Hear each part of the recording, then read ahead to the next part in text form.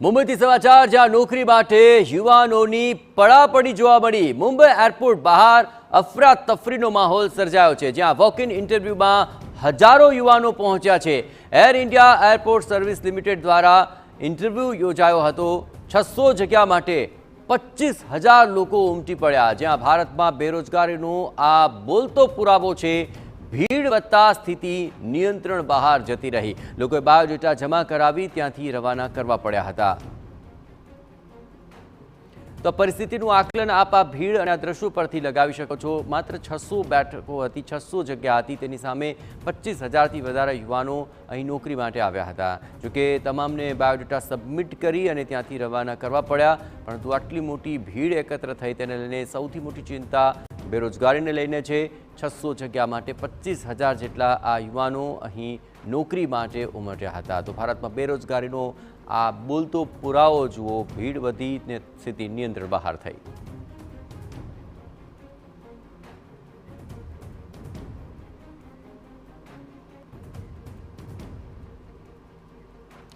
तो मुंबई थी वरिष्ठ पत्रकार मयूर परीख आपके साथ जुड़ा है। मयूर जी, जहाँ तक देखा जाए इन स्थिति में आप क्या देख पा रहे हैं? क्या जगह कम थी या जगह ज़्यादा थी, उसके सामने इतने सारे लोग आ गए, या इसको अनएम्प्लॉयमेंट का एक बहुत बड़ा मंजर मान सकते हैं?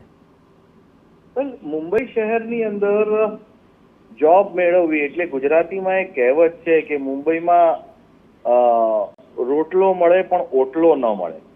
એટલે મુંબઈ સિટીમાં જોબ મેળવવી એ ખરેખર બહુ અઘરો વિષય ભૂતકાળમાં કદી રહ્યો નથી, પરંતુ અહીંયા જે હજારો લોકો ભેગા થઈ ગયા, બિલકુલ mainly A walk in interview હતો અને 2,200 પદ ભરવાના હતા।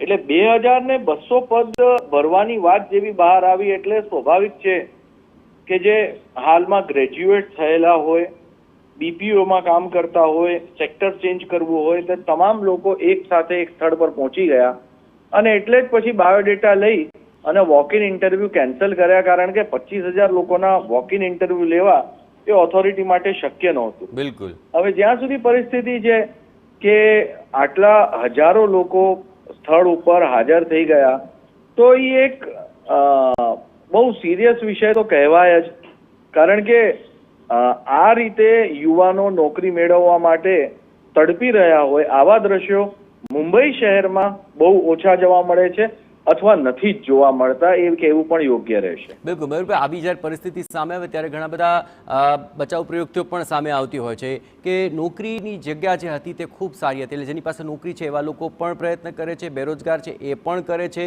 કોઈ નાની નોકરી કરે છે તો મોટી નોકરી મેળવવા માટે આ પ્રકારે પ્રયત્ન કરતા હોય છે, માટે આ પ્રકારની ભીડ છે। તો આ વાતને પણ શું ધ્યાનમાં લેવી રહી? હા, 100%। મુંબઈ એ ડ્રીમ સિટી છે, મુંબઈ એ માઇગ્રન્ટ્સનું સિટી છે। મુંબઈ શહેરના સ્થાનિક લોકો એટલે માત્ર માછીમારો ને કોળી, બાકીના તમામ લોકો બહારથી મુંબઈ શહેરમાં આવ્યા પોતાની કિસ્મત અજમાવવા, પોતાનું ભાગ્ય આગળ વધારવા, અને આ જ કારણ છે કે મુંબઈ સિટીમાં પ્રોફેશનલિઝમ જોવા મળે છે અને દરેક માણસને જેવી સારી ઓપોર્ચ્યુનિટી મળે એટલે એ આગળ વધવા વિશે જ વિચાર કરતો હોય છે। અને આ જ કારણથી તમે જુઓ MBA ચાવાળા મુંબઈ શહેરમાં દેખાશે। બિલકુલ। આજની તારીખમાં ડોક્ટરો પણ તમને વડાપાઉંના સ્ટોલ ખોલતા જોવા મળશે। જે જગ્યાએ નફો દેખાય છે, જે જગ્યાએ પ્રોગ્રેસ દેખાય છે, તે કામ કરો।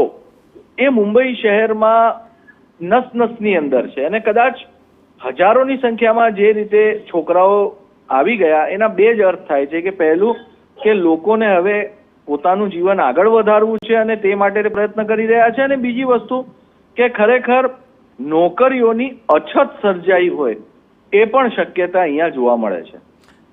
ખૂબ ખૂબ આભાર મયુરભાઈ, અમારી સાથે વાતચીતમાં જોડાયા। પરંતુ સૌથી મહત્વપૂર્ણ બાબત એ છે કે શું આ તમામ બાબતોને બેરોજગારીનો બોલતો પુરાવો માનવો કે પછી ઓપોર્ચ્યુનિટી સારી હતી તો ભીડ ઉમટી?